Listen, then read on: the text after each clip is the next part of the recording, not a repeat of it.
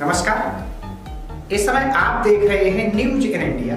News in India में आपका स्वागत है। आइए नजर डालते हैं आज की कुछ खास खबरों पर। लोकसभा में हाल ही में दिल्ली में हिंसा के बाद पैदा हुए कानून व्यवस्था के हालात पर चर्चा हुई, जिस पर लोकसभा में गृह मंत्री अमित शाह चर्चा का जवाब दे रहे हैं। ये दंगों की पृष्ठभूमि क्या है? जब से इस सदन ने, और ये सदन कोई एक पार्टी का नहीं है, बने कोई एक दल का नहीं है, सभी दल के लोग बैठते हैं। और हमने आंध्र के विभाजन की तरह से ये बिल पास नहीं किया था, दरवाजा बंद कर टिंगा टोली कर सांसदों को बाहर फेंक देकर, इस प्रकार से हमने ये बिल पास नहीं किया था।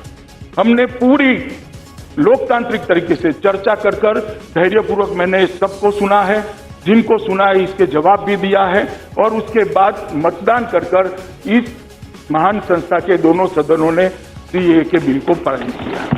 अब सीए के बिल को लेकर इस सदन में पूरी स्पष्टता हो, पूरे देश भर के अंदर गुमराह करने का प्रयास, युवाओं को गुमराह करे, माइनॉरिटी को गुमराह करे कि माइनॉरिटी की नागरिकता चली जाए। अरे भाई, कौन सा क्लॉज है सीए का? मुझे बताइए जरा, आज भी बताइए कौन सा क्लॉज है जो किसी की भी नागरिकता, मुसलमान छोड़ दीजिए, किसी की भी नागरिकता लेने का किस क्लॉज से हमें शक्ति प्राप्त होता है? सीए के अंदर नागरिकता लेने का कोई प्रावधान है ही नहीं, पीड़ित लोगों को नागरिकता देने का प्रावधान। परंतु मान्यवर अलग अलग प्रकार से काफी चीजें फैलाई गई। ये कह रहे हैं कि अब जब तक मैं उसका भी कहता हूं, मैं वो भी कहता हूं मान्यवर, मैं आज भी पूरे सदन को कहना चाहता हूं, और विशेषकर दादा जैसे अभ्यासु लोगों, मेरी चैम्बर में आइए और मैं सब चीजों का जवाब देने के लिए आपको तैयार हूं, बंधा हुआ हूं, मेरी कॉन्स्टिट्यूशनल रिस्पॉन्सिबिलिटी, मैं जवाब देने के लिए तैयार हूं। दादा, ये जो शरणार्थी आए, मान्यवर ये जो शरणार्थी आए, आजादी के बाद अब तक वीजा और नागरिकता के बारे में 27 जगह पे धर्म का उल्लेख हुआ है, पहली बार नहीं हुआ है, और कांग्रेस के शासन में सबसे ज्यादा हुआ है। मैं पूरा रिकॉर्ड भी लाऊंगा, इस सदन के सामने एक अलग चर्चा में विषय भी लेकर आऊंगा। और एक बात आई कि कोई कानून ऐसा नहीं जो धर्म के आधार पर हो। 25 कानून तो मैं जानता हूं। मुस्लिम पर्सनल लॉ क्या है साहब? क्या है? धर्म के आधार पर बना हुआ कानून है। कैसे आप कह सकते हो धर्म के आधार पर पहली बार कानून बना? 25 कानून मैं बता सकता हूं, और मान्यवर कहे तो मैं सदन के रिकॉर्ड पर भी रखूं।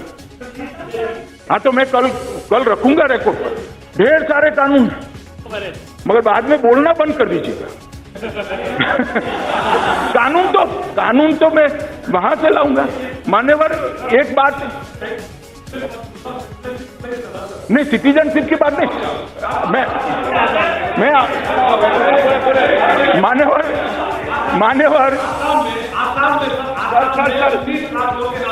सर गृह मंत्री को बुलाया कोई जवाब देने की जरूरत नहीं।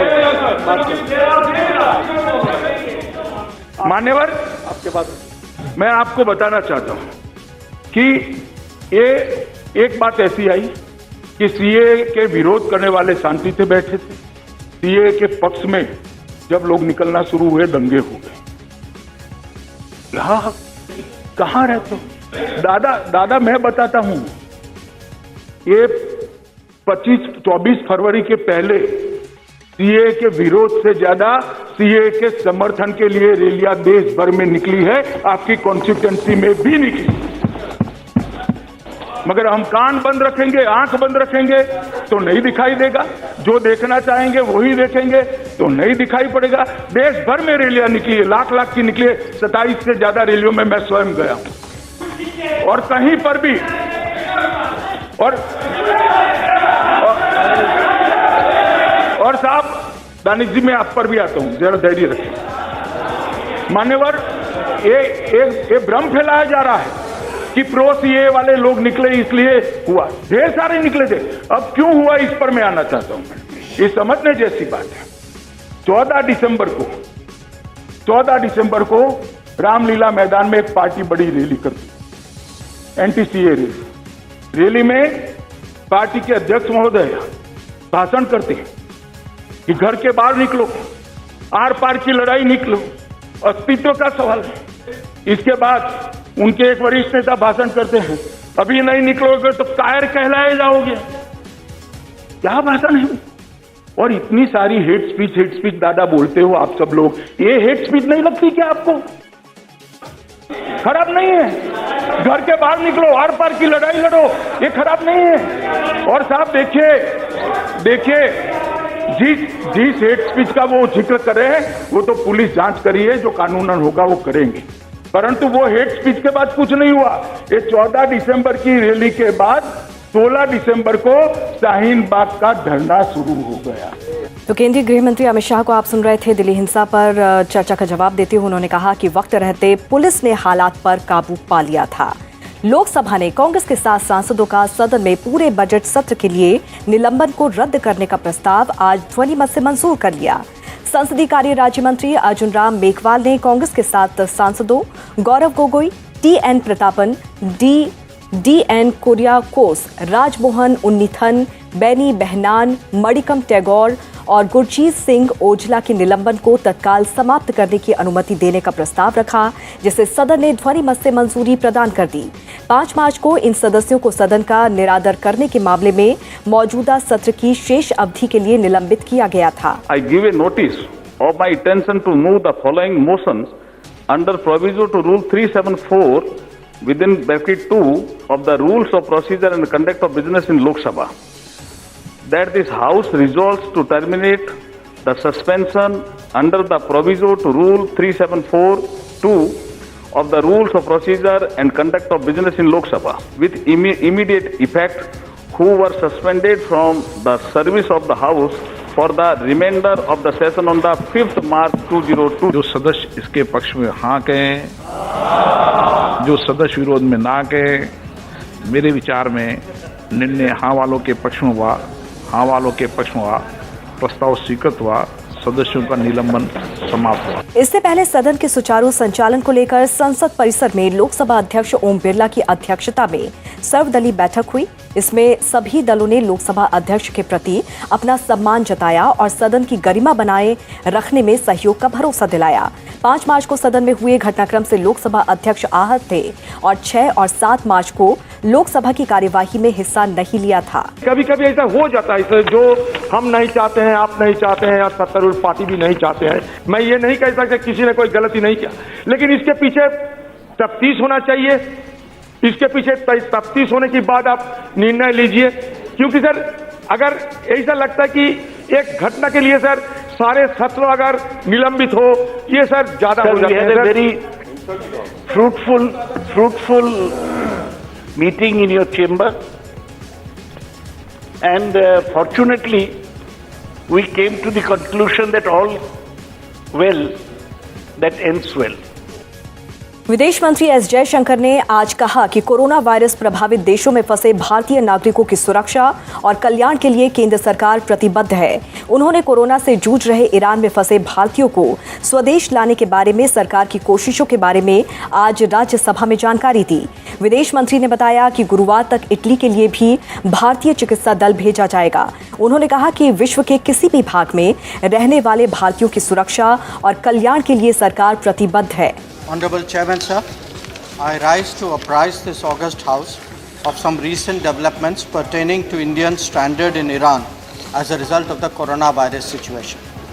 The House is already aware of the efforts government has made to bring back Indians from Wuhan in China by mounting 3 flights to the city. Thereafter, we brought back the crew and passengers of a cruise ship in Japan that was affected by coronavirus. These evacuations also included some foreign nationals. It's being distributed. Our focus. Yes. Before the minister starts. Please.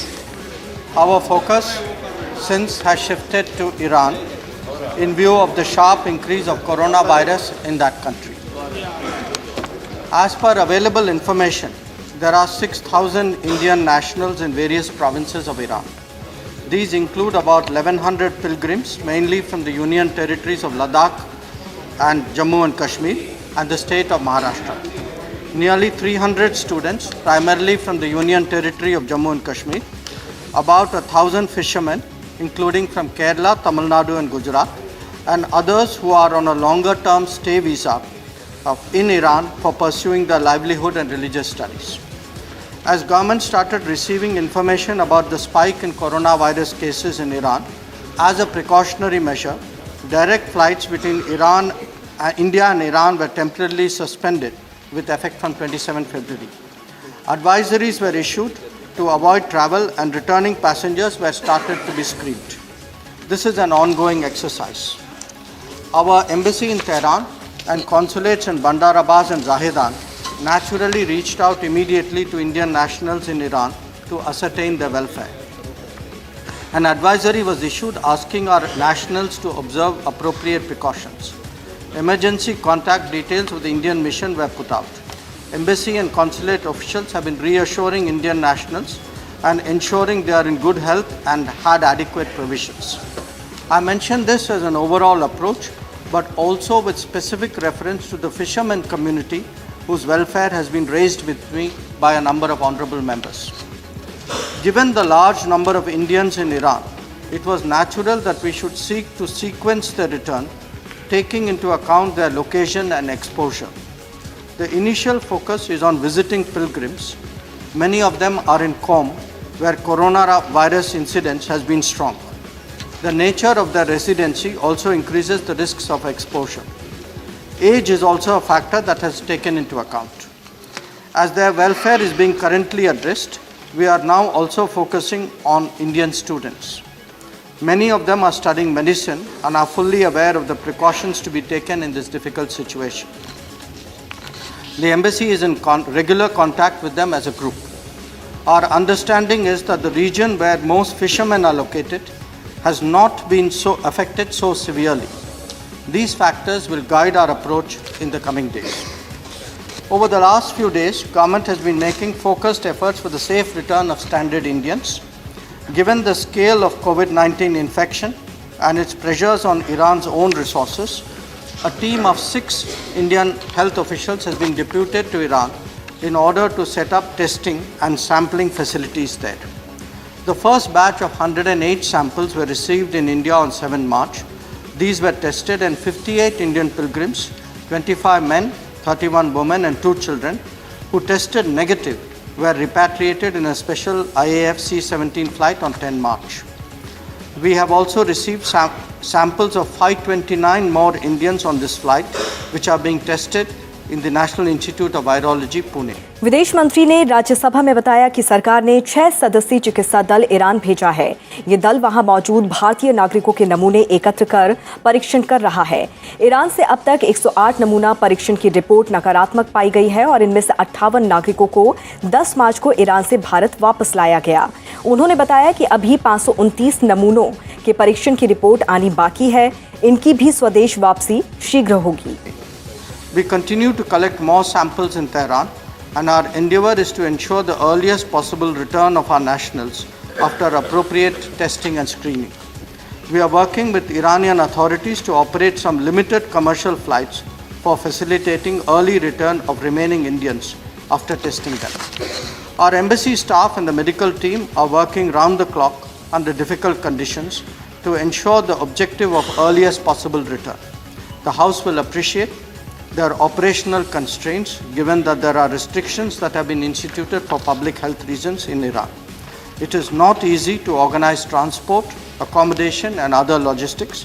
The Iranian system is naturally stretched and we appreciate their cooperation in these circumstances.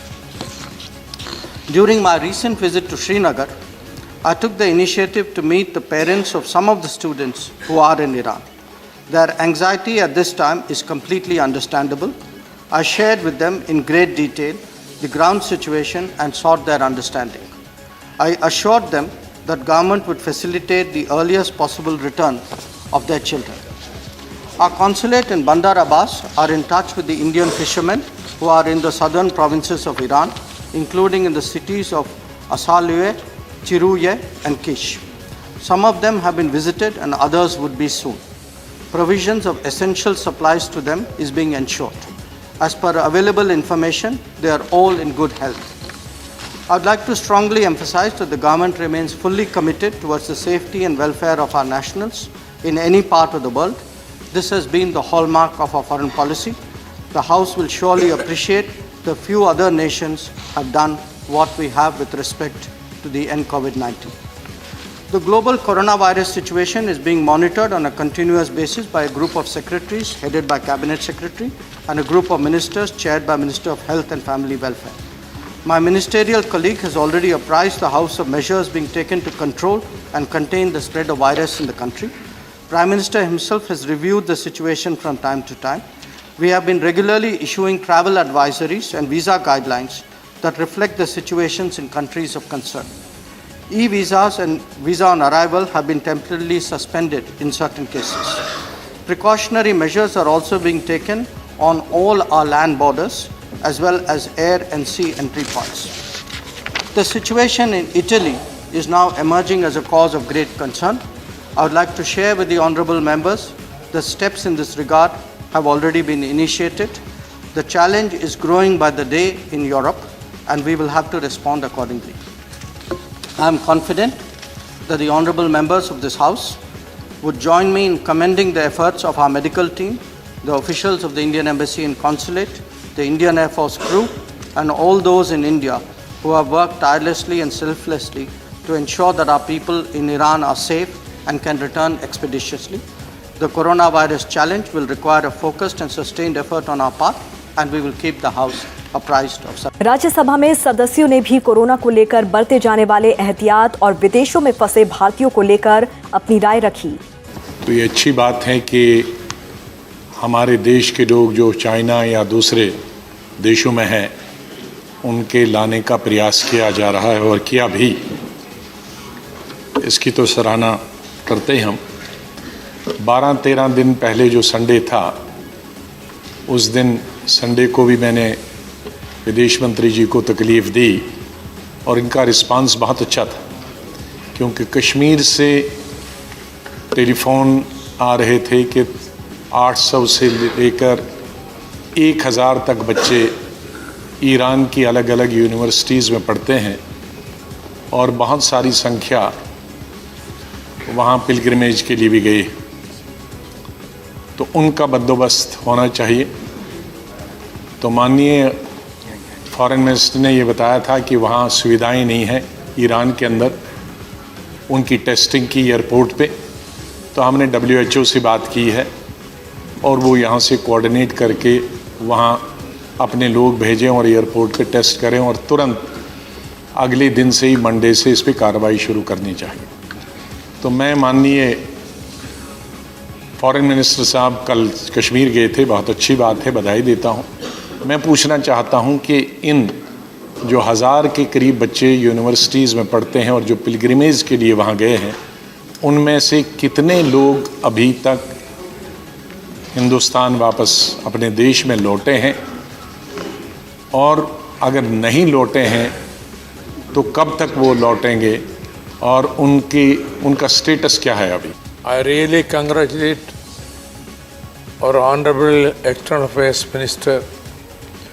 Actually, on this particular disturbing issue, steps have been taken on war footing. It is my bounden duty to applaud the government. Only one question. Yesterday I received news from Kanyakumari district, that is the fishermen, more or less about 1,000 fishermen are there.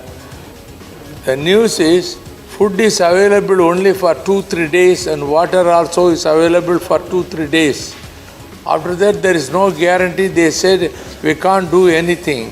This is a very serious matter. You kindly take up the issue with the concerned government. I also appreciate the steps already taken by the government and also personally Minister. Yes. I hope you will take step in a war footing to bring back all those people, including fishermen from Kerala, to bring back to India at the earliest. Today, I got a phone call from Italy. More than 100 Indians are stranded at Milan airport for the last 24 hours. Out of that, 28 are from Kerala. Last 24 hours, they are in the airport. Now the airport is deserted except Indians are there. They are not getting any food, any help, so they are panicking. And the relatives in our state, they are also panicking. I would like to know what steps the government is taking to bring back Kerala and India, because not only Kerala is, and then more than 100 Indians are there. Out of that, 28 are from Kerala. What steps the government is taking to bring them back, and also what urgent steps you are taking to give them some food and other relief in the airport. Otherwise, they are panicking. And out of that, 1 or 2 are pregnant women. What steps government is taking to help them in this? Because they are almost the brink of delivery. So what step the government is taking? देश में corona virus के नए मामले सामने आने पर अब इस वायरस से संक्रमित रोगियों की संख्या बढ़कर 60 हो गई है। इनमें से केरल के 3 मरीजों को छुट्टी दी जा चुकी है। कल कोरोना के 10 नए मामले सामने आए थे, जिनमें केरल से 8, राजस्थान से 1 और दिल्ली से 1 मामला सामने आया। कोरोना को लेकर आज मंत्रियों के समूह की भी बैठक हुई। इसमें ताज़ा हालात की समीक्षा की गई। तो वहीं भारत ने कोरोना वायरस से बचाव के लिए 8 देशों के नागरिकों के सभी नियमित वीजा और ई वीजा निलंबित कर दिए हैं। ये देश हैं फ्रांस, जर्मनी, स्पेन, चीन, इटली, ईरान, दक्षिण कोरिया और जापान। केंद्रीय स्वास्थ्य मंत्रालय की ओर से जारी परामर्श में लोगों को इन देशों की यात्रा से बचने को कहा गया है और अनावश्यक विदेश यात्रा पर न जाने की सलाह दी है। इसके अलावा केंद्र शासित प्रदेश जम्मू कश्मीर में जम्मू संभाग के 5 जिलों में सभी प्राइमरी स्कूल और आंगनबाड़ी केंद्रों को बंद करने का फैसला किया गया है। इसके साथ ही सभी सिनेमा हॉल को 31 मार्च तक एहतियातन बंद कर दिया गया है। वहीं श्रीनगर में सभी शैक्षणिक संस्थानों, स्टेडियम और स्पोर्ट्स क्लब को गुरुवार से बंद कर दिया जाएगा। दिल्ली हाईकोर्ट ने कोरोना वायरस से निपटने के लिए उचित और पर्याप्त उपायों की मांग करने वाली जनहित याचिका पर केंद्र और दिल्ली सरकार से जवाब मांगा है। दिल्ली हाईकोर्ट के मुख्य न्यायाधीश DN पटेल और न्यायमूर्ति C हरिशंकर की पीठ ने जनहित याचिका पर स्वास्थ्य मंत्रालय और दिल्ली सरकार को नोटिस जारी कर उनसे जवाब मांगा है। याचिका में केंद्र और दिल्ली सरकार को ये निर्देश देने की मांग की गई है कि वे कोरोना वायरस के उपचार और जांच के लिए चिकित्सा सुविधाओं की उपलब्धता के बारे में आवश्यक जानकारियां उपलब्ध करवाएं। दुनिया भर में कोरोना वायरस से मरने वालों की तादाद 4,200 को पार कर गई है। ये वायरस दुनिया के 100 से ज्यादा देशों में फैल चुका है। वहीं श्रीलंका में भी कोरोना वायरस का पहला मामला सामने आया है। चीन में इस वायरस से 22 और मौतों के बाद सिर्फ चीन में अब तक 3,158 मौतें हो चुकी हैं। चीन के राष्ट्रपति शी जिनपिंग मंगलवार को कोरोना वायरस से पीड़ित वुहान शहर पहुंचे और उन्होंने कहा कि कोरोना वायरस के प्रमुख केंद्र हुबेई प्रांत और इसकी राजधानी वुहान में इस वायरस पर काबू पा लिया गया है, जिसके बाद अब हालात को सामान्य करने में प्रारंभिक सफलता मिल रही है। चीन के बाद कोरोना वायरस से सबसे ज्यादा प्रभावित होने वाला देश इटली है। इटली में अब तक कोरोना वायरस के 10,000 से ज्यादा मामले सामने आ चुके हैं और इससे 631 लोगों की मौत हो चुकी है। इसे देखते हुए पूरे इटली में यात्रा पर प्रतिबंध लगा दिया गया है और सार्वजनिक जगहों पर इकट्ठा होने पर भी पाबंदी लगाई गई है, जिसके बाद दुनिया भर में विमानन कंपनियों ने इटली से आने जाने वाले हजारों विमान सेवाओं को फिलहाल बंद कर दिया है। इटली के सेना प्रमुख के भी कोरोना वायरस से संक्रमित होने की पुष्टि हुई है। इस बीच ब्रिटिश सांसद और स्वास्थ्य विभाग की मंत्री नदीन डोरिस कोरोना से संक्रमित पाई गई हैं। अब तक ब्रिटेन में कोरोना वायरस के कारण 6 लोगों की मौत हो चुकी है। वहीं ईरान में मरने वालों की तादाद बढ़कर 354 हो गई है। ईरान में कोरोना वायरस के मामले बढ़ने के बाद अमेरिका ने ईरान से अपने सभी कैदियों को छोड़ने की अपील की है। वहीं कनाडा और मध्य अमेरिकी देश पनामा में भी कोरोना वायरस से मौत का पहला मामला सामने आया है। राज्यसभा की 17 राज्यों की 55 सीटों के लिए 26 मार्च होने वाले चुनाव के नामांकन के दौरान कई उम्मीदवारों ने अपना नामांकन दाखिल किया। एनसीपी अध्यक्ष शरद पवार ने आज मुंबई में विधानसभा भवन में अपना नामांकन दाखिल किया। इस मौके पर एनसीपी के कई नेता मौजूद रहे। महाराष्ट्र से राज्यसभा की 7 सीटों के लिए 26 मार्च को चुनाव होंगे। झारखंड में जेएमएम के अध्यक्ष शिबू सोरेन ने रांची में विधानसभा सचिवालय में अपना नामांकन दाखिल किया है, तो उधर बीजू जनता दल के 4 सदस्यों ने अपना नामांकन पत्र दाखिल किया है। बीजेडी अध्यक्ष नवीन पटनायक की उपस्थिति में सुभाष सिंह, मुन्ना खान, सुजीत कुमार और ममता महांत ने अपना नामांकन पत्र दाखिल किया। विधानसभा में होने वाले इस नामांकन के मौके पर बीजेडी के कई मंत्री और विधायक उपस्थित थे। मध्य प्रदेश के दिग्गज युवा नेता ज्योतिरादित्य सिंधिया ने कांग्रेस छोड़कर भारतीय जनता पार्टी का दामन थाम लिया। पार्टी के मुख्यालय में राष्ट्रीय अध्यक्ष जेपी नड्डा ने उन्हें पार्टी की प्राथमिक सदस्यता दिलाई। इस अवसर पर बीजेपी के राष्ट्रीय अध्यक्ष जेपी नड्डा ने कहा कि जनसंघ और भाजपा की स्थापना से लेकर विचारधारा को बढ़ाने में राजमाता सिंधिया का बहुत बड़ा योगदान रहा है। उन्होंने कहा कि ये उनके लिए खुशी की बात है कि उनके पौत्र ज्योतिरादित्य सिंधिया बीजेपी में शामिल हुए हैं। वो पार्टी को नई ऊंचाइयों पर ले जाने का काम करेंगे। इस अवसर पर ज्योतिरादित्य सिंधिया ने बीजेपी के वरिष्ठ नेताओं को धन्यवाद देते हुए कहा कि कई बार जीवन में ऐसे मोड़ आते हैं जो जीवन को बदल कर रख देते हैं। राजनीति केवल उस लक्ष्य की पूर्ति करने का एक माध्यम होना चाहिए, उससे ज्यादा नहीं। उन्होंने कहा कि जनसेवा के लक्ष्य की पूर्ति आज कांग्रेस के माध्यम से नहीं हो पा रही है। मंच पे आसीन मेरे साथ भारतीय जनता पार्टी के सम्माननीय अध्यक्ष आदरणीय जेपी नड्डा साहेब, भारत सरकार के यशस्वी मंत्री और मेरे भाई धर्मेंद्र प्रधान जी, हमारे गृह राज्य से उपस्थित विनय सहस्त्रबुद्धे जी, हमारे मध्य प्रदेश के भारतीय जनता पार्टी के अध्यक्ष बीडी शर्मा साहेब, अनिल जैन जी, राष्ट्रीय महामंत्री अरुण सिंह जी, जय पांडा साहेब, जफर इस्लाम साहेब और मंच पर आसीन सभी गणमान्य सदस्यगण, मैं धन्यवाद अर्पित करना चाहूंगा सर्वप्रथम आदरणीय नड्डा साहब को, हमारे प्रधानमंत्री नरेंद्र मोदी जी को,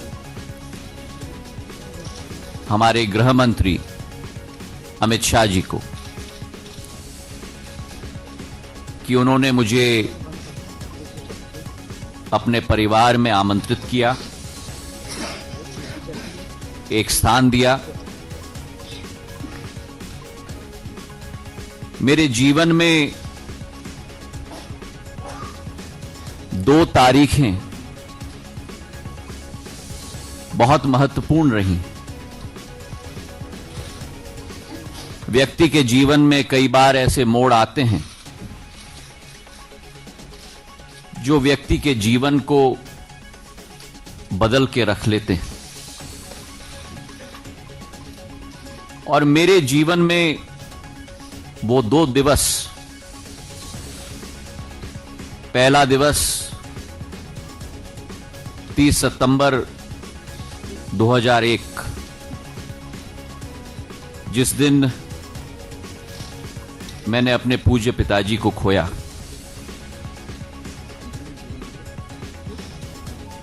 एक जीवन बदलने का दिवस था मेरे लिए, और उसी के साथ दूसरी तारीख 10 मार्च 2020, जो उनकी 75वीं वर्षगांठ थी, जहां जीवन में एक नई परिकल्पना, एक नया मोड़ का सामना करके एक निर्णय मैंने लिया है। मैंने सदैव माना है जिंदगी में कि हमारा लक्ष्य इस भारत मां में जनसेवा होना चाहिए और राजनीति केवल उस लक्ष्य की पूर्ति करने का एक माध्यम होना चाहिए, उससे ज्यादा नहीं। मेरे पूज्य पिताजी ने और जो पिछले 18-19 वर्षों में समय मुझे मिला है, प्राणपण के साथ और पूरी श्रद्धा के साथ प्रदेश की और देश की सेवा करने की कोशिश की है।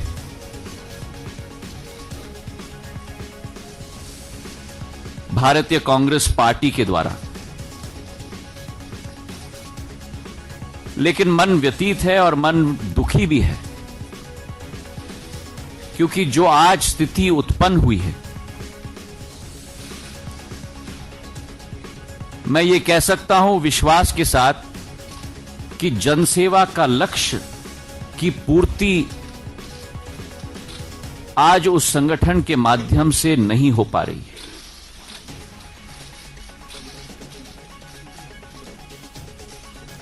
और इसके अतिरिक्त वर्तमान में जो स्थिति कांग्रेस पार्टी में है, वो कांग्रेस पार्टी आज नहीं रही जो पहले थी। और 3 मुख्य बिंदु हैं। एक तो वास्तविकता से इंकार करना, और वास्तविकता से इंकार करके जो इबारत लिखी जाती है उसका समावेश न करना, जड़ता का एक जो वातावरण उत्पन्न है, और उसी के साथ जो एक नई सोच, विचारधारा, जो एक नया नेतृत्व को सही मान्यता न मिलना। मैं मानता हूं कि इस वातावरण में जहां राष्ट्र स्तर पर यह स्थिति हो चुकी है, वहीं मेरे गृह राज्य में जो मेरा दिल का भाग है, मेरा मध्य प्रदेश, एक सपना हमने पिरोया था जब 2018 में वहां सरकार बनी थी, लेकिन 18 महीने में वे सपने पूरी तरह से बिखर गए। चाहे हम किसानों की बात करें, जहां कहा गया था कि 10 दिन में हम ऋण माफ करेंगे, 18 महीने बाद भी वो नहीं हो पाया है। आज भी पिछले फसल का बोनस ना मिल पाया, ओलावृष्टि की मुआवजा ना मिल पाई, और जो स्वतः मैंने एक आंदोलन छेड़ा था सत्याग्रह का मंदसौर के गोलीकांड के बाद, आज भी हजारों किसान हैं मध्य प्रदेश में जिनके विरुद्ध आज भी केस आज भी लगे हुए हैं। तो जहां आज किसान त्रस्त है, नौजवान भी बेबस हो चुका है, रोजगार के अवसर नहीं।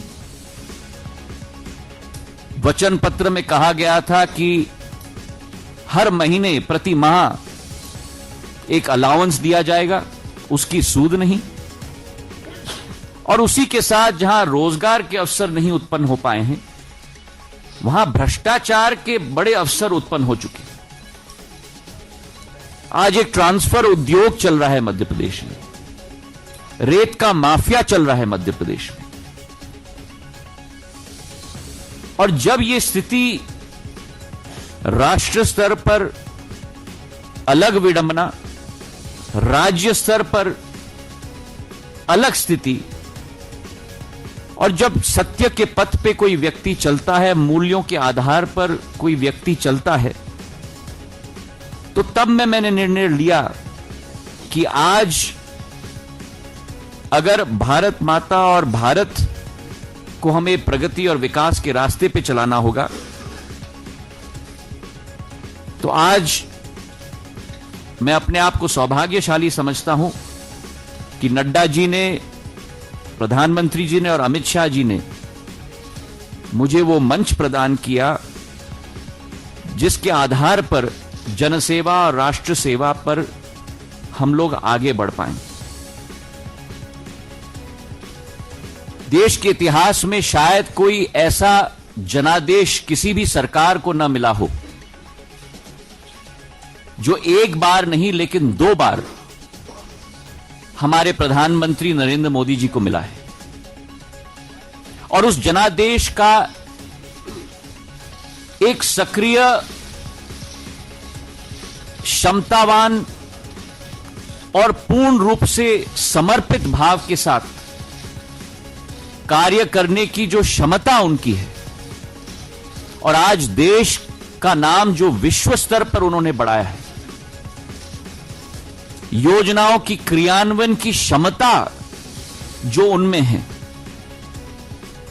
जो आज के नहीं लेकिन भविष्य की चुनौतियों को परखना और परखने के बाद उनके सामना करने के लिए योजना बनाना, ये जो क्षमता उनमें है, मैं मानता हूं कि भारत का भविष्य पूर्ण रूप से उनके हाथों में सुरक्षित है।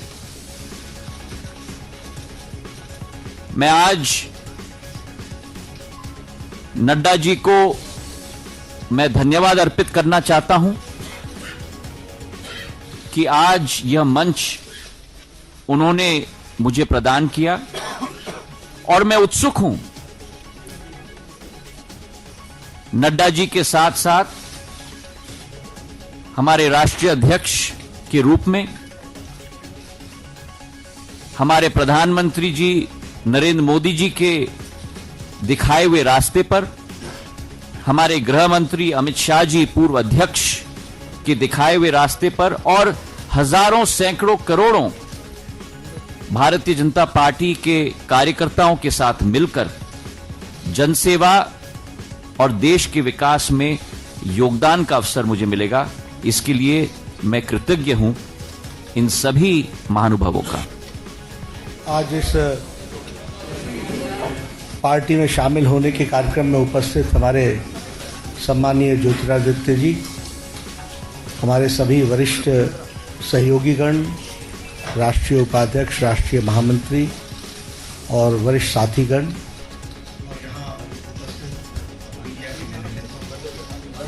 आज हम सब के लिए बहुत ही खुशी का विषय है। और आज मैं याद कर रहा हूं हमारी वरिष्ठतम नेता स्वर्गीय राजमाता सिंधिया जी को, जो भारतीय जनसंघ और भारतीय जनता पार्टी दोनों की स्थापना और स्थापना से लेकर विचारधारा को बढ़ाने में एक बहुत बड़ा योगदान राजमाता सिंधिया जी का रहा है हमारी पार्टी को और हमारी विचारधारा को बढ़ाने में।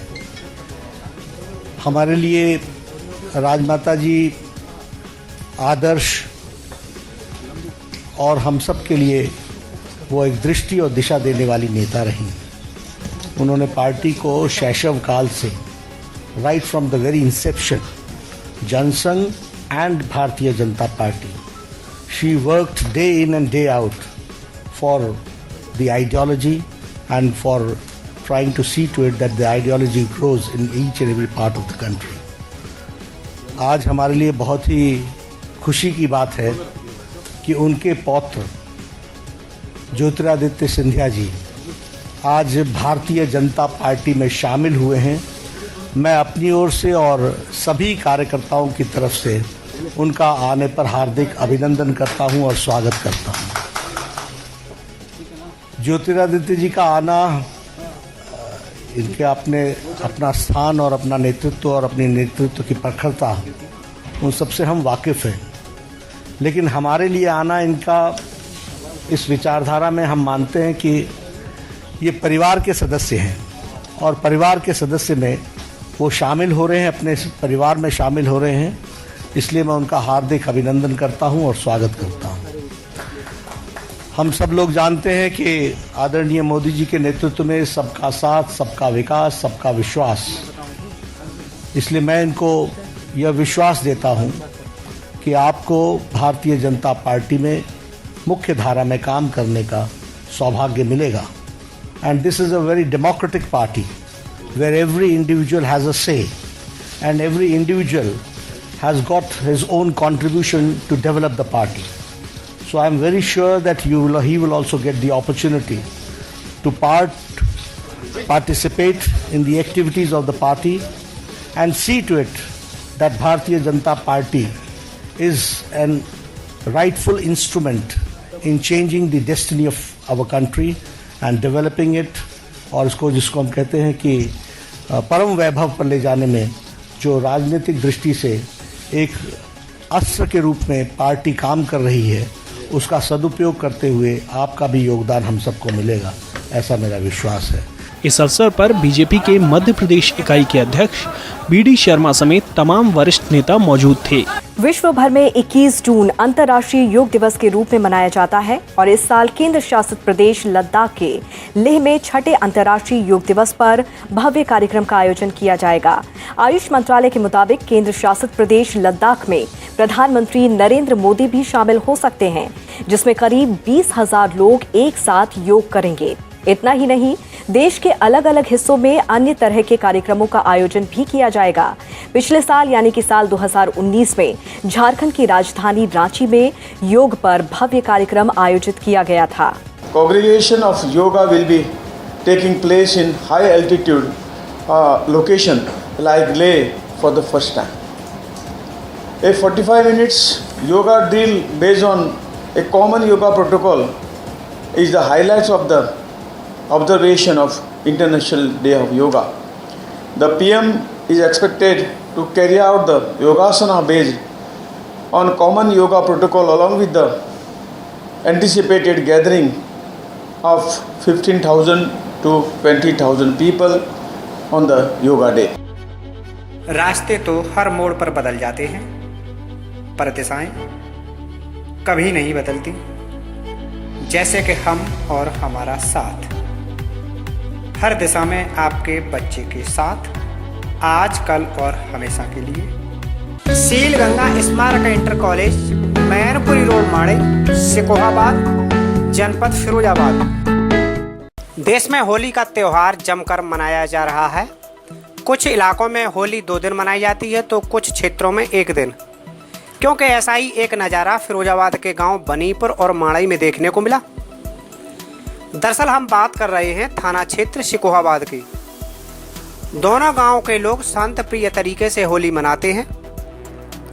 ये परंपरा सैकड़ों वर्ष पुरानी है। इस परंपरा में खास बात यह है कि पहले माड़ई के लोग होली की टोली को लेकर बनीपुर गांव जाते हैं और एक दूसरे के साथ होली खेलते हैं, और दूसरे दिन बनीपुर के लोग अपने गांव की टोली को लेकर माड़ई गांव में होली खेलने के लिए आते हैं।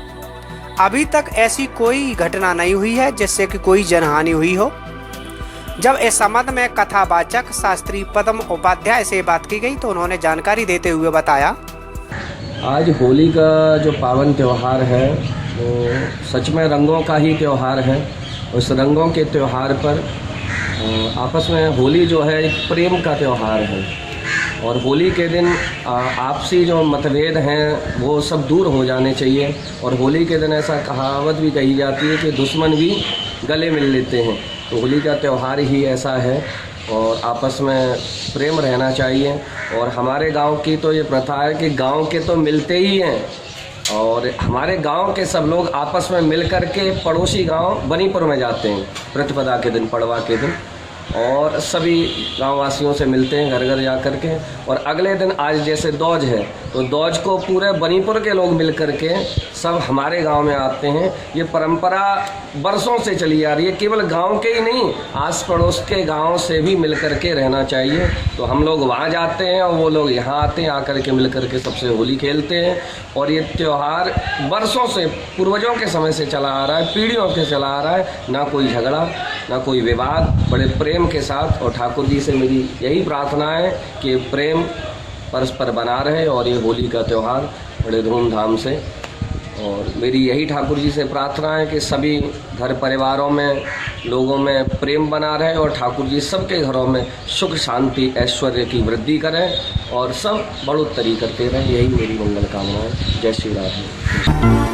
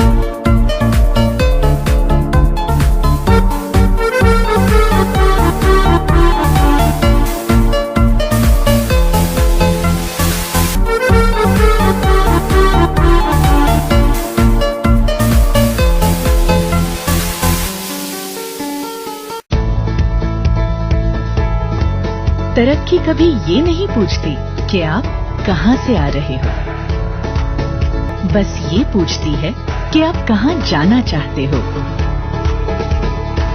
तरक्की कभी ये नहीं पूछती कि आप कौन हो, बस ये पूछती है कि आप क्या बनना चाहते हो। तरक्की आपको कभी नए रास्ते दिखाएगी तो कभी नए दोस्तों से मिलवाएगी।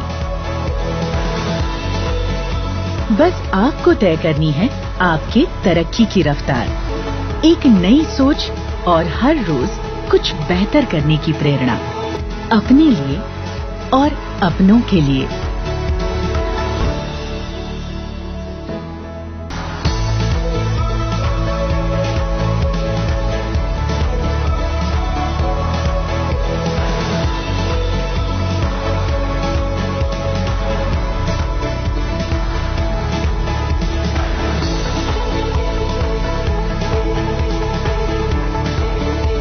हर रोज कुछ बेहतर।